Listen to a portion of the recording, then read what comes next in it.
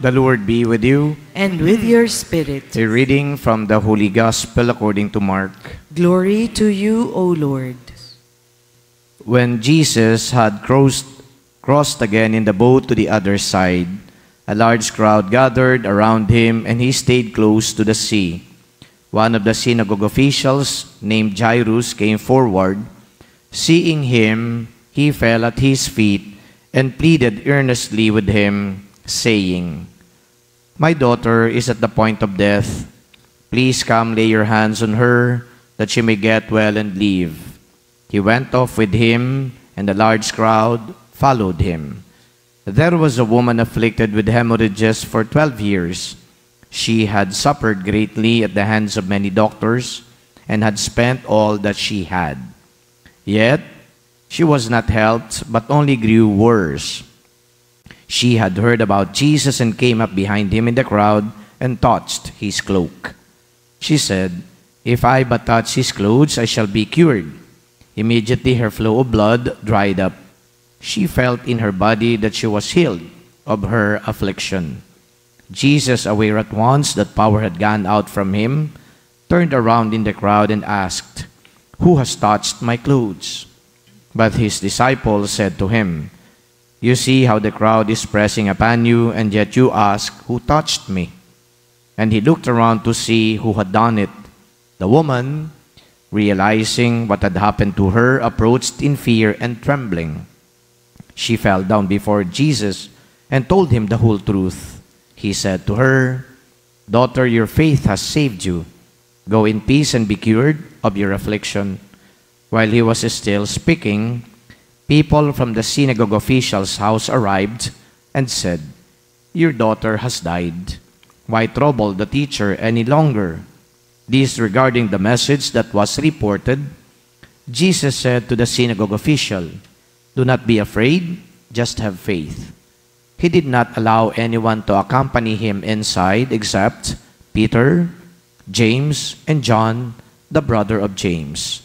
When they arrived at the house of the synagogue official, he caught sight of a commotion, people weeping and wailing loudly.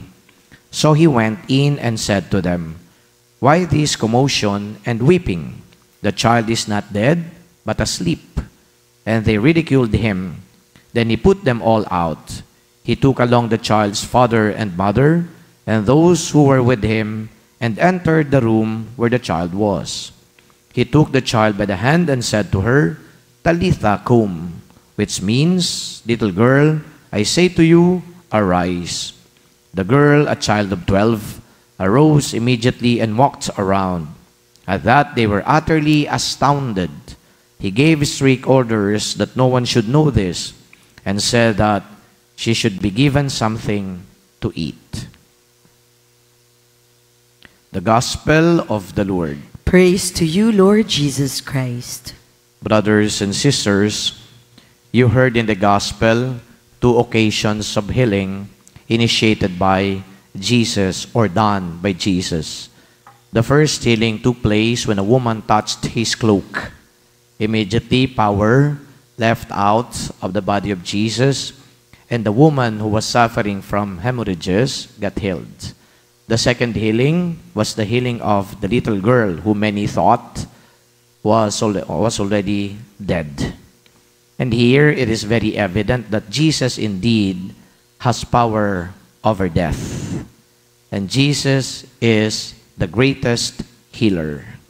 So many people actually, of course, doubt whether faith can heal people from their sicknesses.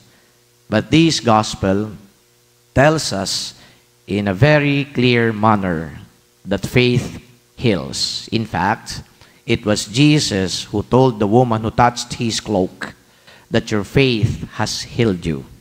And then when Jesus addressed Jairus, the father of the seemingly dead girl, Jesus also told him, "Have faith. Have faith. Magtiwala ka lang, maniwala ka lang, yung anak mo buhay." And I guess many of us also have that kind of experience. Maybe the experience is not personal. Maybe it's an experience of witnessing other people getting healed because of faith. Alam natin na may mga nagkakasakit na katulad nga nung babae dito na dinudugo. Matagal na rin po na nagpapagamot. Matagal nang pumupunta ng hospital. Matagal nang may intervention ng mga doctors and other experts, pero hindi napapagaling. At yung mga eksperto na mismo at mga doktor ang magsasabi na hindi namin alam kung bakit bigla ka na lang gumaling. So I guess yung ganung mga remark ay pagpapakita at pagpapatunay din na kahit na yung mga eksperto, kahit na yung mga doktor naniniwala na merong milagro na nangyayari. Hindi din nila maipaliwanag kung bakit ang isang may cancer, tinaningan na ang buhay, humaba pa ang buhay, gumaling pa sa cancer. It is faith. And Jesus once again tells us that we only need to have faith and let Him deal with us. Ulitin ko po yun, no? We only need to have faith and Jesus will deal with us. Magtiwala, maniwala, bahala na ang Diyos sa atin. But, I'd like to caution you also. Hindi naman ibig sabihin na bahala ng Diyos sa atin, wala na tayong gagawin. Kaya nga po ay kinakailangan din nating uminom ng gamot. Kinakailangan din natin magpa-check up. Kinakailangan din na nag-ehersisyo tayo. Kinakailangan din inaalagaan natin yung ating katawan. Kasi mali namang ibig sabihin na dahil ang Diyos ay bahala na sa atin, wala na rin pangangalaga sa sarili. So abusing our bodies will also take its toll on us. And so therefore, we need to be pragmatic in our approach to healing. Kailangan, ulitin ko, may pangangalaga din sa sarili. Kaya alam ninyo, yung pangangalaga sa sarili, napakaraming ibig sabihin nun. No, kung halimbawa ho, yung ilan dito sa inyo ay di na naman dapat kumakain ng ganitong uri ng pagkain, kahit na maaari na gustong-gusto natin kainin yan, pero bawal na, huwag na nating ipagpilitan. May diabetes ka na, for example, and yet you still crave for ice cream, even for fruits. Yung fruits na yan, kahit natural fruit yan, may sugar pa rin yan. Kinakailangan, may disiplina din sa sarili. Mataas halimbawa yung iyong blood pressure, katulad ko. Ba't pa ako magpapa-stress sa inyo? Kayo na lang dapat ma-stress sa akin. Baliktad. Di ba kasi sabi nila, yung stress ay isang cause yan. Ng high blood pressure. Kinakailangan mag-relax daw. Kinakailangan mag-exercise. Tingnan nyo ho, ang ginawa ko, para maisingit ko na, nagtataka yung ilan dito sa inyo, nasaan ba si Father Jerome? Isang linggo na hindi nagbimisa. Meron pang isang nag-text sa akin, wala na ba kayo dito? Nag-resign na ba kayo? Kailangan ko din mag-relax para maintindihan nyo lang bakit. Nitong mga nagdaang araw, I was preparing for our alumni homecoming. And then I was also preparing for the recognition of EDSA Shrine as a national shrine. Nangyari naman lahat yun, natagumpay naman, dapat, bigyan ko din ng sarili ko ng break kasi stressful yung mga araw na yun. So anong ginawa ko? Pumunta ako ng Coron. Kasama ko yung mga classmates ko. Taga Vienna, taga Tagbilaran, iba-iba pa. Relax kami doon. Kaya nakita ninyo ako ngayon, di ba? Medyo maitim. Pero at least pogi pa rin. Kasi na-relax. Ganun ang gagawin natin sa buhay. Okay? So we take care of ourselves so that kind of self-care will also occasion healing. At hayaan na natin ang Diyos naman ang pumasok kung ano man ang gagawin pa niya para maging lubos-lubos ang paggaling natin. But the whole point of the matter is, God has power. He has power. Hindi natin pwedeng tawaran yun. And I would always tell that to the people. And that power is not only about the power of healing, but it's also the power to make our burdens lighter. He has also the power, to carry the crosses that we ought to carry. Kaya nga nakita natin ang Diyos na mismo nagpapasan.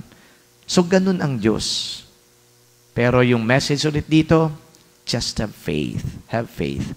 And today, brothers and sisters, I ask the Lord that our faith may grow through His grace.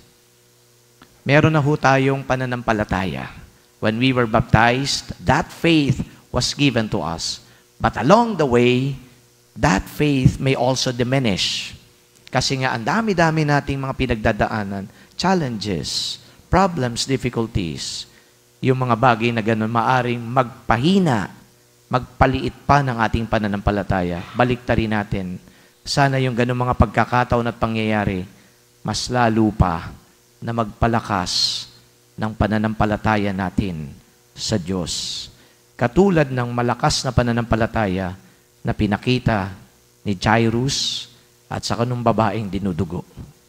I know that you can heal me. I know that you can do something.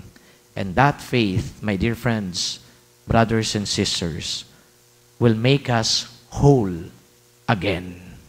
Amen.